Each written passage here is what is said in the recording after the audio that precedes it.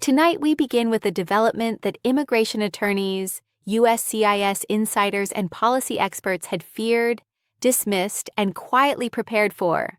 A policy shift that unfolded not over weeks or months, but in a single directive. A single directive that changes how green card interviews are conducted. A single directive that affects hundreds of thousands of pending applications. A single directive that could determine whether your case gets approved or denied. What USCIS did this week crossed a line that immigration advocates had hoped would hold. And when that line broke, applicants did not have time to hesitate. They responded with urgency, confusion, and immediate action.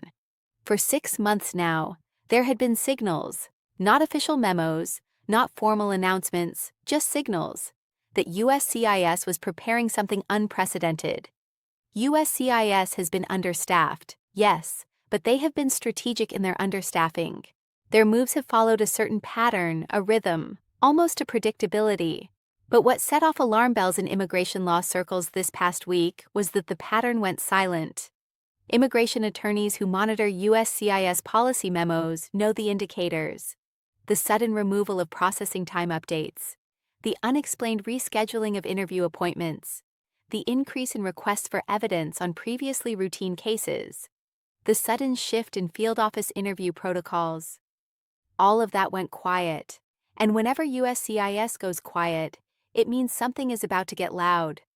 Immigration lawyers started receiving calls, panicked calls, confused calls, calls from applicants whose interviews had been suddenly rescheduled with new requirements they'd never heard of before.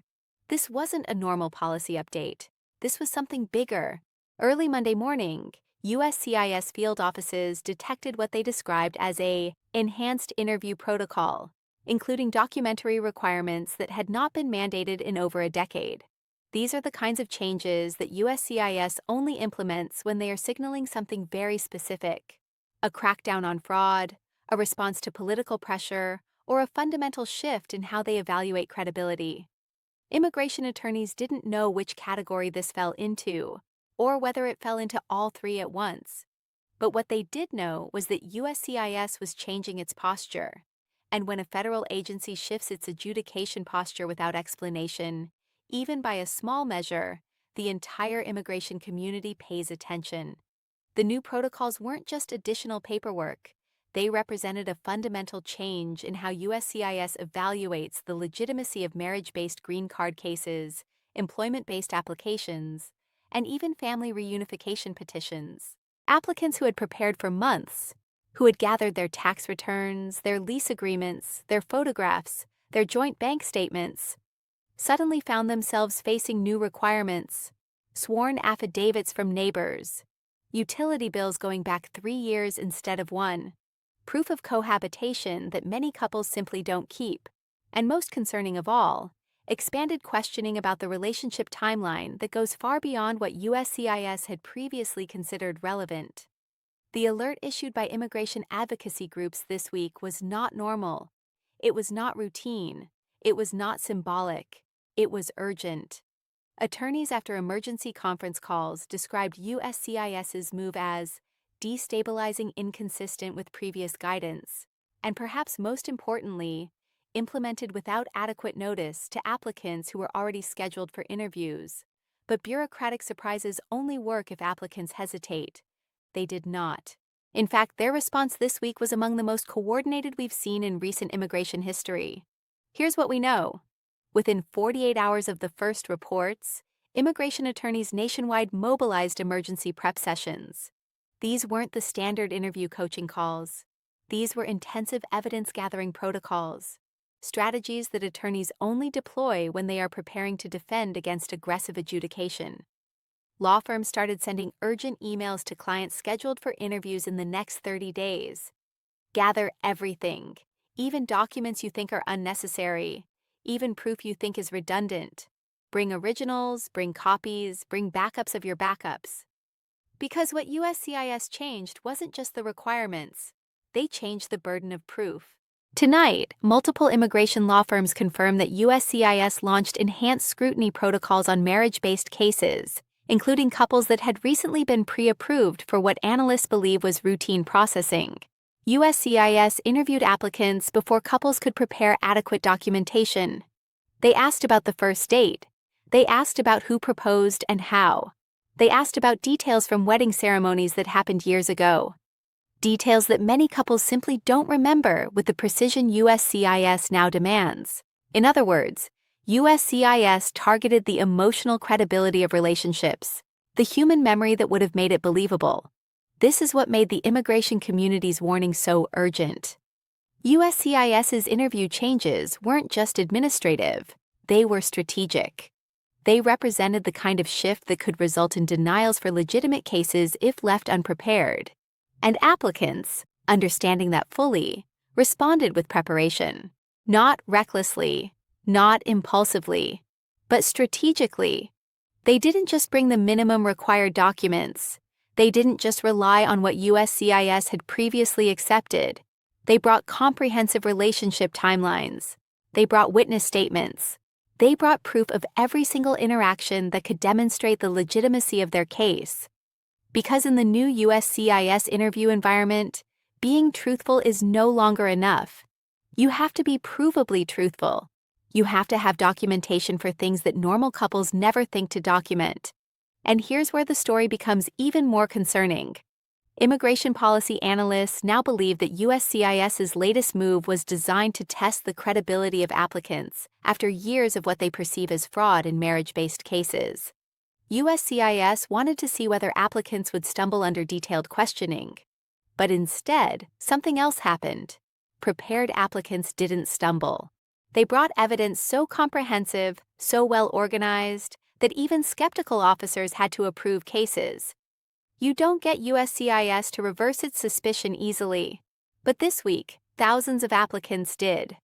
Immigration attorneys speaking with legal publications under anonymity described USCIS's shift as heightened scrutiny, a way to filter out fraudulent applications. But legitimate applicants proved this week that they remain both truthful and prepared. Their documentation was not only complete, it was organized so precisely that officers had no grounds for denial. That preparation matters because it shows applicants are not passive participants in their own immigration journey. It shows that applicants are not just hoping for approval, they are demanding it, with evidence, with preparation, with every document that proves their case is real. As reports continued coming in throughout the week, we learned more about the scale of USCIS's policy shift. Field offices in Texas carried out the most aggressive questioning, forcing couples to provide evidence they'd never been asked for before. New York field offices targeted employment-based green card applicants that had been pending in the last 6 months. California offices, operating in Los Angeles and San Francisco, reportedly increased scrutiny on documentation used by applicants to prove continuous residence. This wasn't just a few isolated cases. This wasn't just a regional anomaly. This was a nationwide implementation. This was a coordinated policy shift. And coordinated policy shifts are the one thing USCIS has struggled to maintain since the pandemic backlog began. For every efficiency they have introduced, applicants have encountered something that complicates their timeline. Remember, USCIS thought the backlog would clear by 2024. They thought interview waivers would become standard. They thought virtual processing would make everything faster. But this week, the exact opposite is happening. Interview requirements are expanding. In-person appointments are mandatory again. Processing times are increasing rather than decreasing. Because USCIS isn't just trying to clear the backlog anymore. They're trying to ensure that every approval is defensible. And that means more scrutiny, more documentation, more questions. What makes this moment so critical and so anxiety-inducing is that USCIS's latest move happened at a time when immigration policy is under intense political pressure. Conservative lawmakers want stricter enforcement. Immigration advocates want faster processing. Applicants want consistency. And USCIS employees want clear guidance on what constitutes adequate evidence. The agency is balancing these demands while facing unprecedented application volumes. And when government agencies in that position make sudden moves, they're not doing it from strength, they're doing it from pressure. They're doing it from the need to appear tough on fraud while still processing legitimate cases.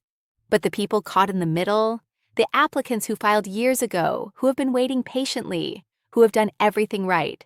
They're the ones who now face the consequences of this policy whiplash. USCIS's policy memo, now circulating among immigration attorneys, was designed to signal that the agency is not willing to approve cases without rigorous verification. Officials said plainly that previous interview protocols were inconsistent with fraud prevention standards. That is bureaucratic language for, "We think too many fraudulent cases were getting approved and we're fixing that now." You don't usually hear that tone from USCIS unless something serious is at stake, unless there's political pressure from above, unless the agency feels it needs to justify every single approval it issues. Meanwhile, the American Immigration Lawyers Association addressed its members in a direct, urgent guidance memo this week.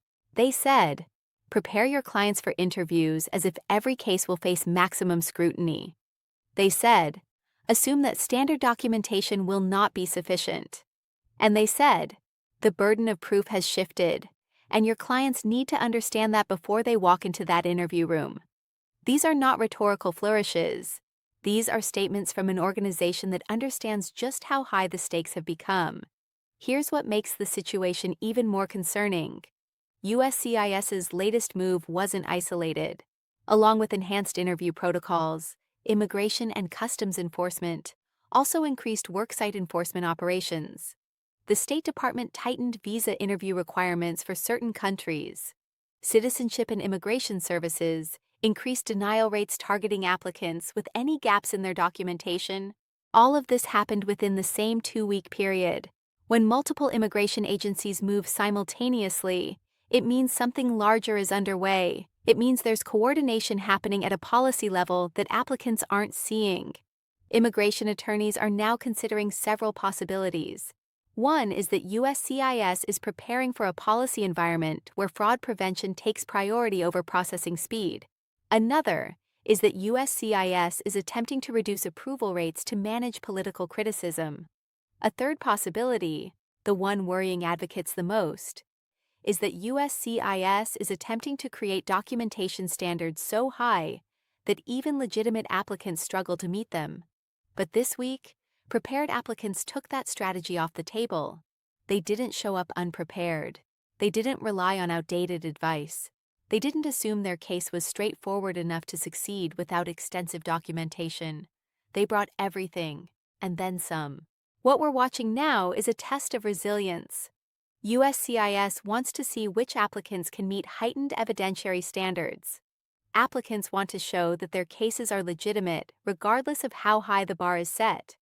Immigration attorneys want to prevent wrongful denials, and advocacy organizations want to prevent a system where only the most resourced applicants can succeed. Tonight, we've heard from immigration attorneys who are now advising all clients scheduled for interviews.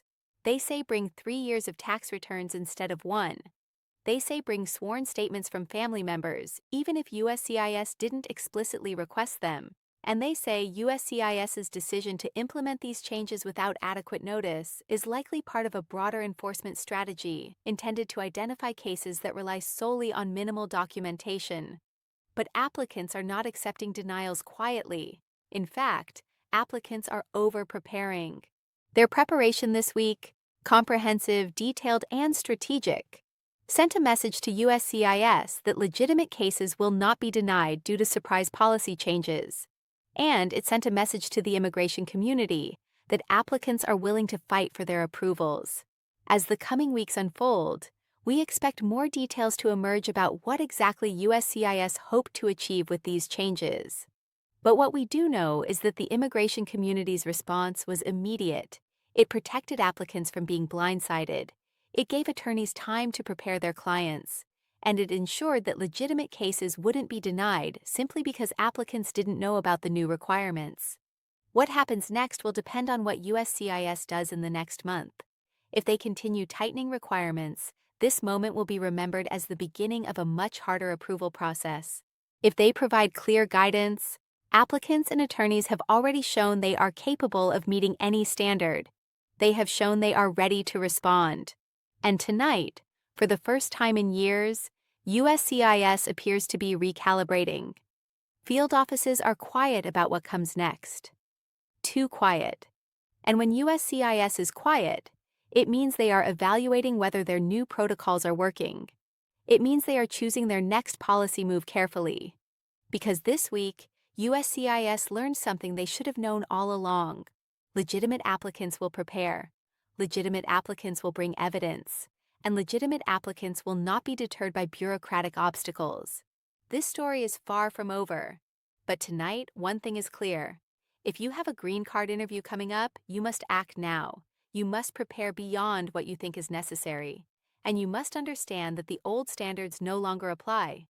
And we will be here, watching every policy change as the next phase unfolds.